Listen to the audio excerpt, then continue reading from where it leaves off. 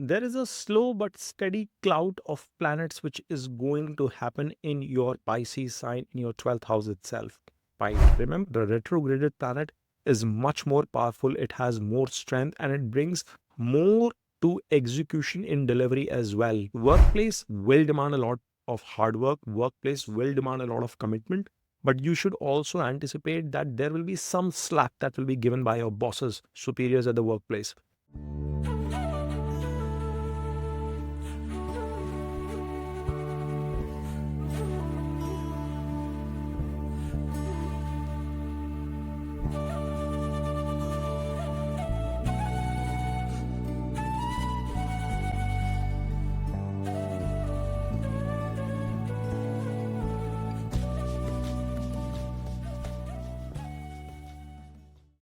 Hi guys, welcome back to the Astrology.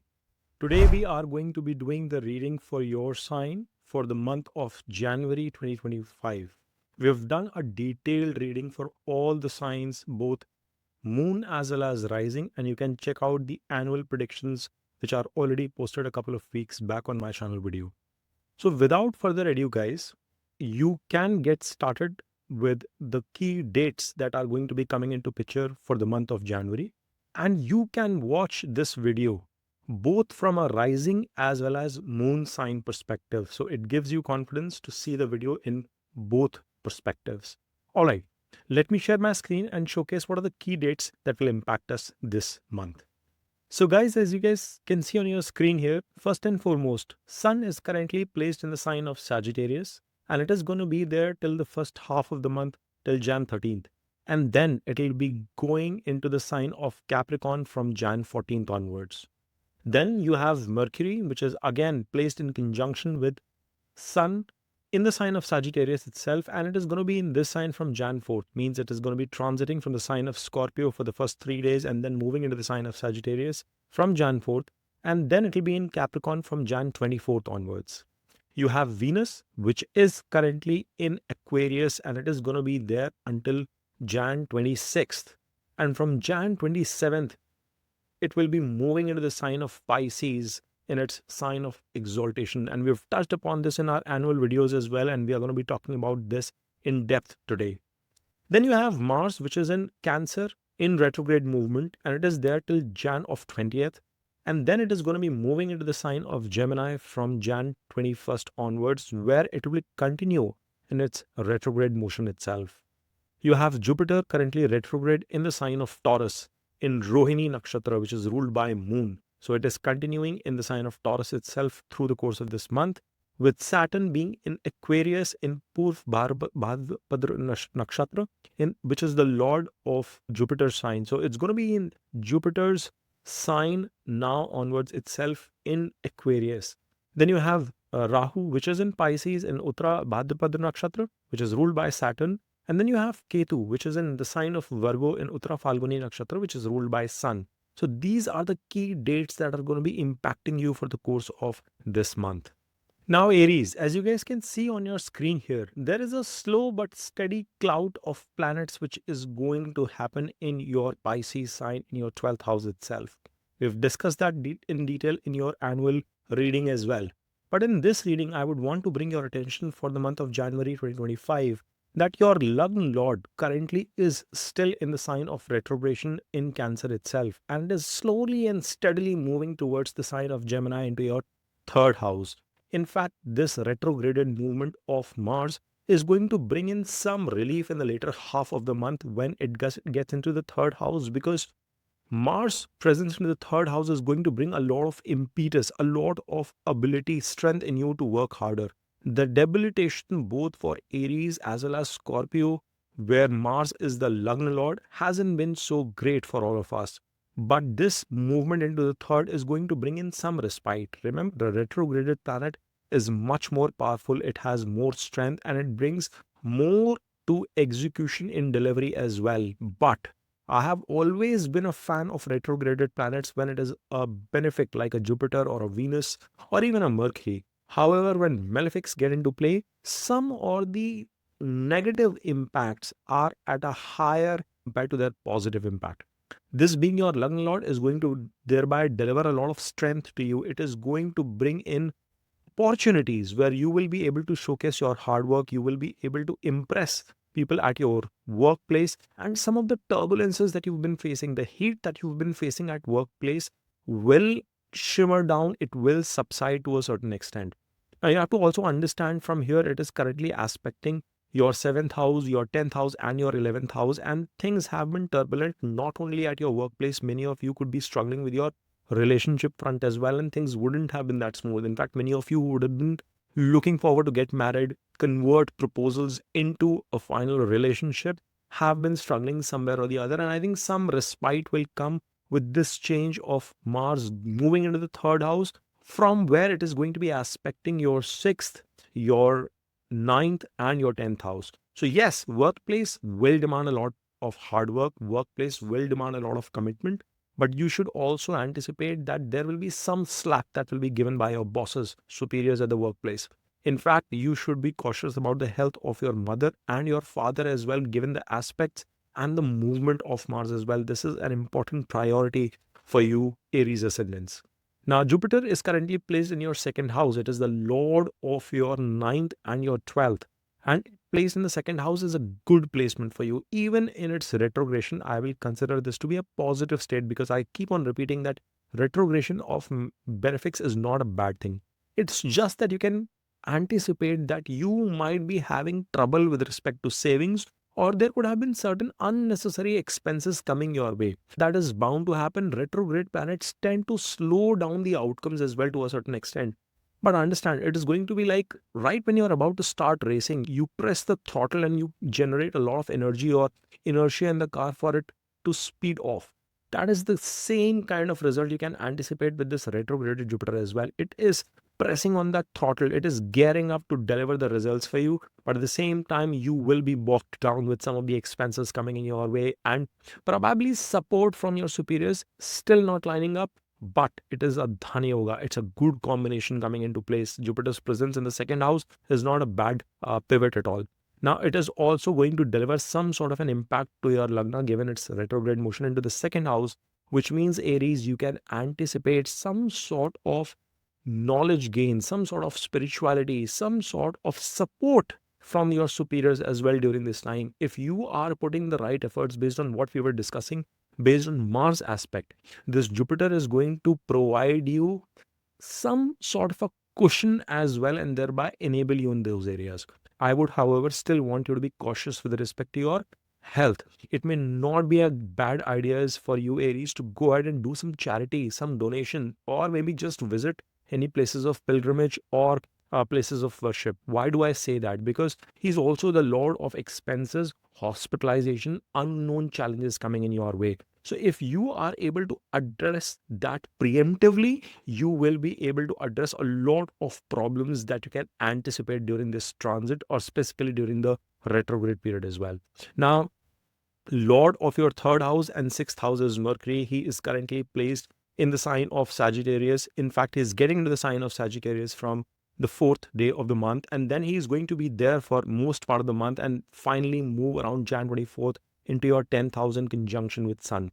It is a decent placement because somewhere or the other your focus is aligned towards work, your energies are going in that direction. But at the same time, you feel that you are not in absolute control. You could be at the mercy or at the whims of the management at leadership wherever you are connected with. There could be certain troubles, unknown healthcare problems could also be troubling you at this point in time. As I recommended you during my Jupiter Insight a couple of minutes back, it is ideal for you to do certain kind of charitable deeds. It is going to be helpful from that front as well.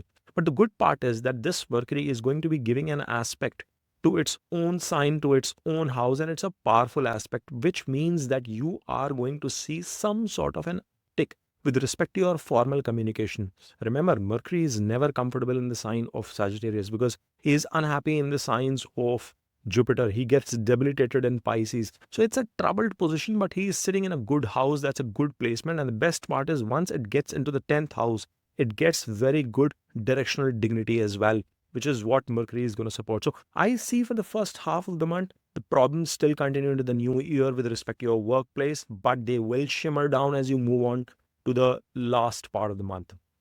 Now, we've already touched upon the aspect of Mars movement from a 4th house perspective from a sixth house perspective, what we see is that whilst we've talked about Mercury, Ketu's placement in motion is there, and it is now moving into the nakshatra ruled by Sun.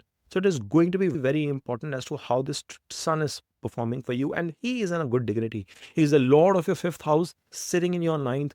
Bhavart Pavam concept is coming into play for you guys. Fifth lord, 5 places away into the ninth house itself. It's a good placement of this Sun, and he is going to get into the 10th house in the second half of the month. So this Ketu is not going to be troubling you with any serious problems. There could be minor health related issues which could trouble you. You have to keep that discipline. And again, throughout the course of this debilitation of Mars, which is your Lagna Lord, I keep on emphasizing on putting in some physical labor into play into whatever you do. So you might want to be cognizant of that particular aspect as well, and see that how you can put emphasis towards making your body work. It could be as simple as running across or taking a walk to do your daily chores. It is going to be helpful from that perspective as well, and help you counter any kind of issues with respect to health, with respect to financial troubles. Yes, you hear me right. And also with respect to expenses coming related to that. So you will be proactively taking care of yourself from that perspective. This Ketu will continue to give some sort of a trouble with respect to work. You might not be able to bring your utmost focus, your utmost interest towards your job itself. But at the same time, the movement of Mercury, Mars, Jupiter is going to help you push as well in those areas.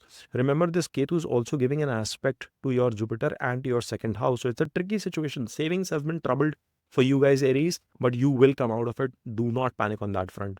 Now, you have Sun, which is the lord of fifth, sitting into ninth and then moving into 10th. It is going to move into a very good directional dignity in the second half of the month. But even in the first half, deep down inside, if you are seeking, or you would already anticipate that there is some sort of a support from a fatherly figure, from a spiritual guru, from your own father itself, you must keep that in intact. You must keep taking care of your father as well during this transit of Jupiter, especially as long as it is in retro motion, and more importantly, the retro movement of your Lagna Lord Mars. But you will find that any kind of advice coming to you in that direction, any kind of suggestions coming to you from your father are going to be superbly helpful. Please focus on that particular aspect. It is important for you to also understand that the second half of the month, when Sun comes into the sign of Capricorn, it is usually considered to be a very prosperous position, good dignity of Sun, and overall it's considered auspicious. So any kind of initiatives that you would want to push across, be it related to your work, any kind of spiritual activities, ceremonies, auspicious ceremonies, should be pushed for post Jan 14th period itself, guys. You also have to look at your 10th and 11th house. Your lord of the same, which is Saturn, is currently placed in the nakshatra of Jupiter, and it is slowly and steadily marching towards the sign of Pisces. Now, it is a good placement for you. It is a fabulous placement, and you will have to understand that if you are watching this not just as an Aries ascendant, but also as an Aries moon, this Saturn will be bringing in the Sade Sati initial period from March 29th onwards. And we will do a detailed video with respect to that on a separate occasion. But you have to understand that this current position of Saturn is prosperous for you through the course of the month, because Venus, which is the lord of your 7th house and your second house, is sitting in 11th. It's a very strong Dhan Yoga which is coming into play for you guys, and it is in conjunction with Saturn as well. So all the efforts that you've been putting in throughout this period, as well as that you'll continue to put in January, will be resulting into some sort of a positive outcome. It will deliver the gains for you. So please brace yourself for that positive gain, because Saturn is telling you that your hard work is not going to go down the drain. Venus, yes, he will be getting into its sign of exaltation in the last week from 27th of Jan onwards. But until that period, I see a lot of positive movement into your relationships. You could be gaining through your spouse, through your business partners. They could be bringing in a lot of positive support towards you. You might also be finding new ways of income, some new additional side hobby projects that could result into gains or savings for you. In fact, savings for you should be on the rise overall. Yes, expenses will come. Rahu is sitting there. Jupiter is also in retrograde motion, even though in your second house, but savings will be there. probably not to your fullest desire. When Venus moves into your 12th house, it gets in conjunction with Rahu, and that is going to be pretty dramatic because it can then bring your interest into bed pleasures, into experiencing new ways for leisure, luxury in general. And it is not a bad thing as long as you are ethically trying to enjoy that, because Venus never gets the dosha or any kind of a negative impact of being in the 12th house itself. So that's a positive situation for a Venus to be in. And what is Rahu? Rahu is an amplifier. He is again marching towards his sign of Aquarius at a certain period of time in May in 2025. But until that happens, your 12th house is going to expand and shine. Again, I see interest of many of you Aries into acquiring something luxurious. There is a high probability that you might get a gift, or ended up more probably ending up giving a gift to your spouse itself, or doing something for your family which is of grandeur. It could be a large ceremony as well. I anticipate some sort of gatherings happening within your family in and around in the month of Jan 2025. So overall, I think there is a lot of shift of some of these planets which is going to be happening into your 12th house. But at the same time, your lung lord is getting into a situation where he is going to provide you some sort of reprieve, some sort of strength, and continue to help you focus towards your karma, towards your social status as well. So all in all, it's a positive period. It's a mixed period, but it looks positive to me. I hope you've enjoyed this reading. If you have, then smash on that like button and subscribe to Dev Astrology. Thank you for watching, guys. Om Namah Shivaya.